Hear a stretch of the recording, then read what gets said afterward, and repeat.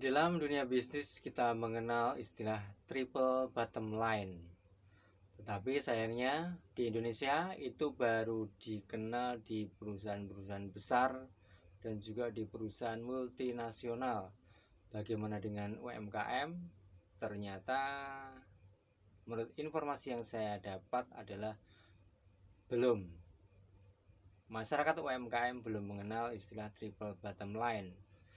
Saya sendiri beberapa kali pernah mengikuti semacam workshop atau seminar atau pelatihan atau ngobrol-ngobrol diskusi mengenai bisnis, tetapi baru satu kali yang mendapatkan materi yang di situ ada triple bottom line.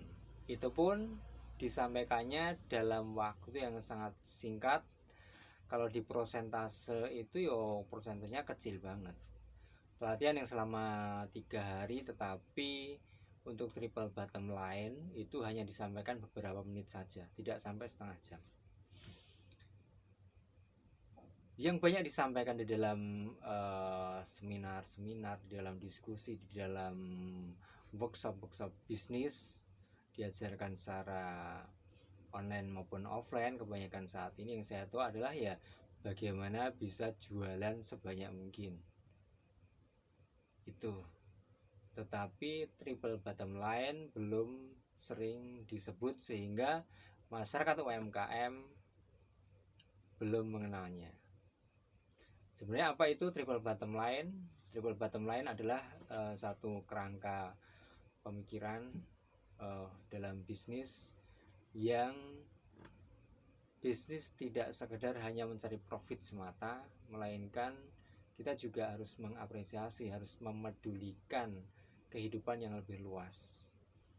Ini kita mempedulikan aspek sosial dan juga mempedulikan alam.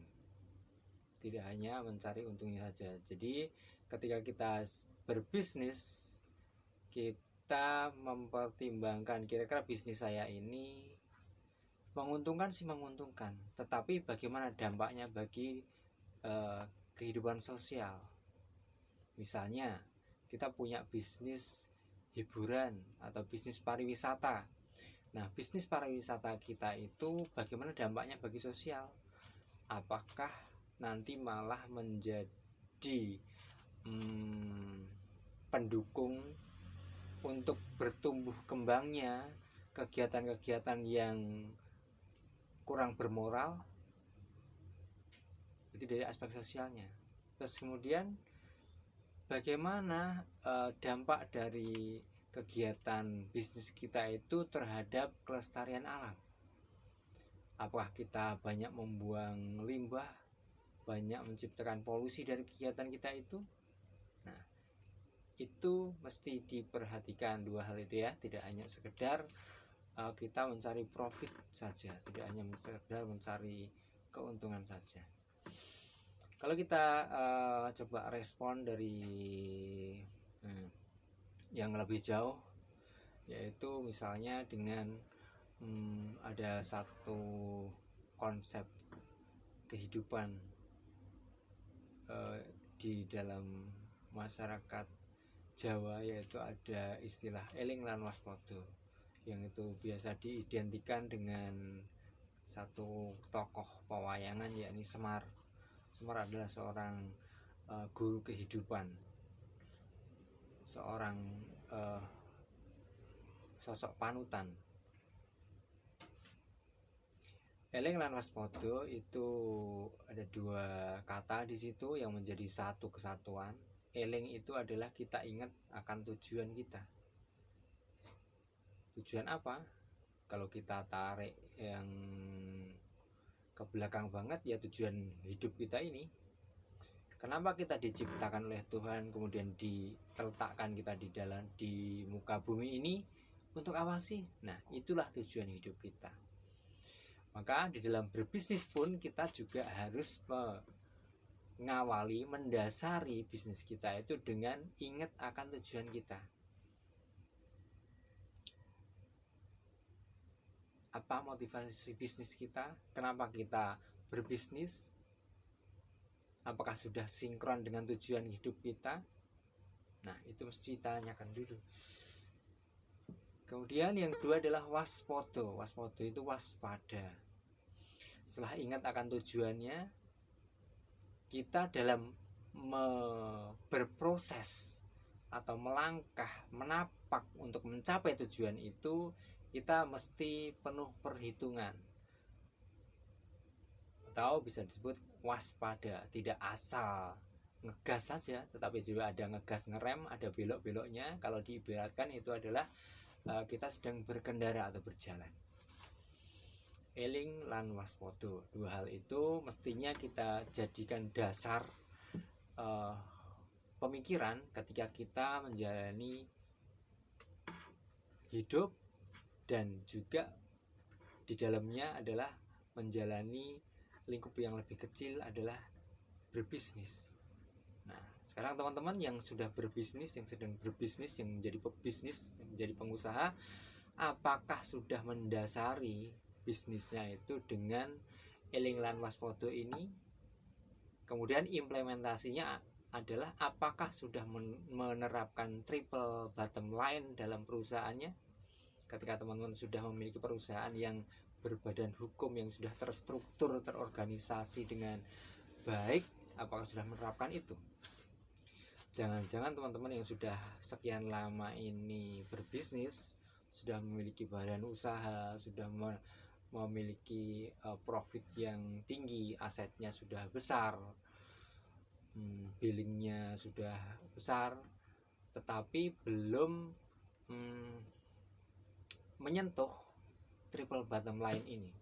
Nah, mestinya itu ya kemudian segera saja untuk disentuh, untuk disapa apa itu triple bottom line. Kemudian dengan begitu usaha kita ya kita tengok apakah sudah memenuhi triple bottom line itu apa belum. Apakah usaha kita itu sudah memedulikan dampak bagi kehidupan sosial, bagi sistem sosial, dan juga apakah sudah memedulikan dampaknya bagi lingkungan hidup. Itu mesti kita pikirkan. Dan kalau ternyata usaha kita belum, ternyata masih nilainya masih rendah dalam hal itu, ya mesti kita adakan evaluasi, kita adakan perbaikan. Kembali lagi, bagaimana untuk meninjau itu adalah kita tarik ke belakang itu tadi, yaitu eling lan waspodo. Eling, ingat tujuan hidup kita untuk apa. Kalau kita orang beriman, kalau kita orang muslim, tujuan diciptakannya kita adalah untuk beribadah kepada Sang Pencipta. Lalu kewaspadaan itu apa? Kewaspadaan itu kalau di dalam Islam itu kita biasa menyebutnya dengan takwa. Takwa itu adalah diibaratkan sebagai orang yang berjalan di satu jalan setapak yang di sana itu banyak durinya. Sikap orang yang berjalan itu adalah takwa. Nah, apakah di dalam berbisnis kita sudah seperti itu, bersikap seperti orang yang berjalan di jalan yang banyak durinya, ataukah kita ngegas saja, yang penting profitnya besar? Nah, jadi ini semoga menjadi pengingat bagi teman-teman yang sudah berbisnis. Kita coba tengok ulang lagi, tengok kembali ke belakang, apa yang melatar belakangi bisnis kita, kemudian apa goal bisnis kita ke depannya di jangka pendek, jangka menengah, jangka panjang. Tetapi begini, untuk para bisnis sekarang ini, dan banyak orang yang termotivasi untuk berbisnis, untuk menjadi orang yang punya banyak duit itu adalah motivasinya adalah untuk bisa bersedekah sebanyak mungkin. Yang asumsinya adalah ketika kita banyak uang itu kita bisa banyak bersedekah, dan artinya kita bisa banyak membantu orang lain. Itu make sense, itu masuk akal ketika disinkronkan dengan kondisi saat ini, yaitu kondisi di mana kita itu di dalam selimut kapitalisme. Hidup kita itu ya saat ini adalah sistem kehidupan yang di sana itu uang begitu sangat berharga. Karena untuk mendapatkan apapun itu ya media paling mudahnya adalah uang. Sarana tukarnya itu uang. Tetapi kalau kita mau tengok lebih jauh, apakah sistem hidup yang menjadikan uang itu sebagai sarana yang sangat penting itu adalah sudah final, sudah terbaik, ataukah masih ada kemungkinan kedepannya itu bahwa hidup dengan menjadikan uang sebagai sesuatu yang penting itu bukan pilihan yang terbaik? Apakah ada kemungkinan ada perubahan bahwa uang itu menjadi kurang berguna, kurang berharga, kurang bermakna, kurang bermanfaat ketika di kehidupan mendatang itu? Apakah ada kemungkinan seperti itu? Mungkin yang bisa menjawab dengan presisi adalah para peneliti ekonomi, mungkin begitu ya, peneliti bisnis, peneliti gerak sistem sosial, atau meneliti masa depan gitu. Tetapi secara umum saja ya saya kira penuh kemungkinan ya, karena dengan uang menjadi satu sosok yang sangat penting dalam kehidupan itu juga tidak bisa kita pungkiri menimbulkan banyak sekali persoalan. Dengan uang menjadi begitu pentingnya, kehidupan manusia ini menjadi banyak yang diperbudak oleh uang.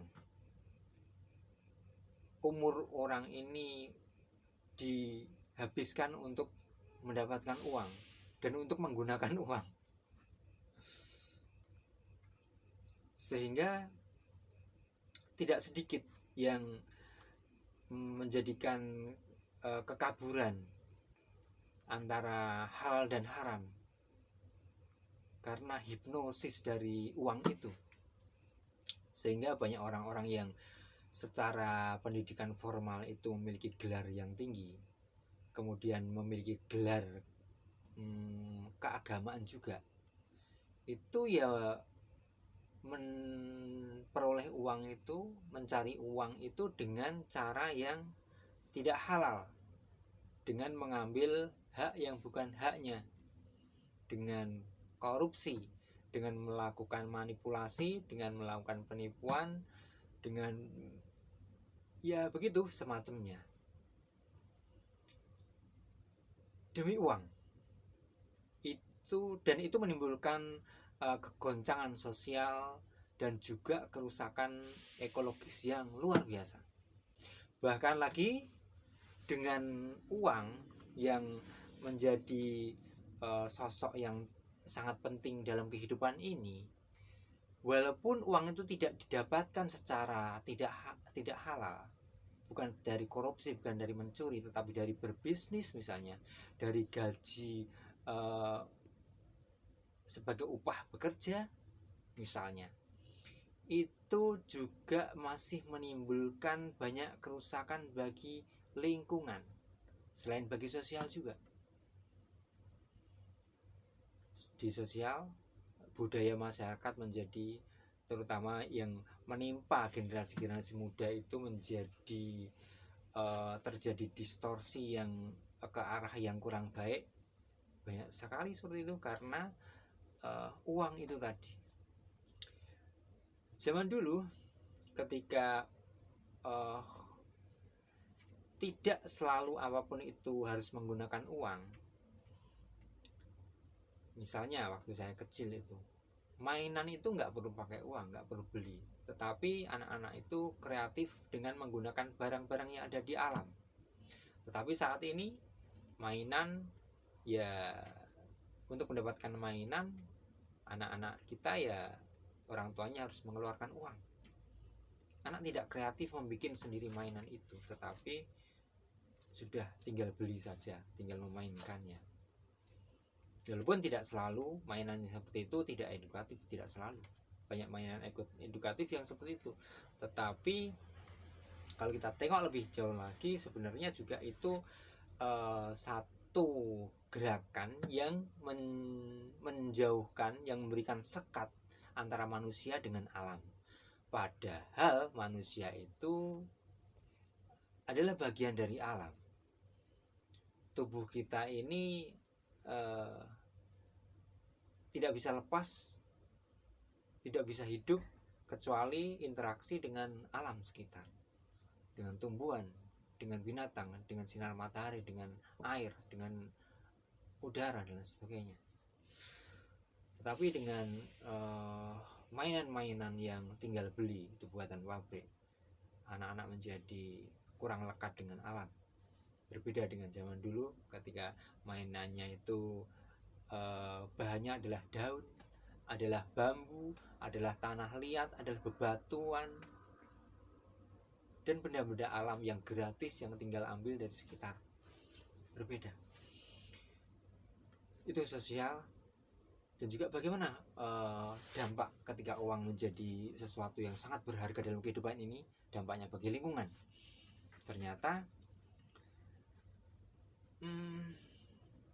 orang menjadi, karena memiliki uang, terus dalam pada itu iklan-iklan, apalagi sekarang zamannya media sosial, orang menawarkan, memamerkan barang dagangan, produk-produk mereka itu tidak hanya melalui TV, tapi melalui satu genggam handphone, smartphone, sehingga orang-orang itu begitu, karena merasa memiliki uang, ketika ada penawaran produk-produk baru, beli.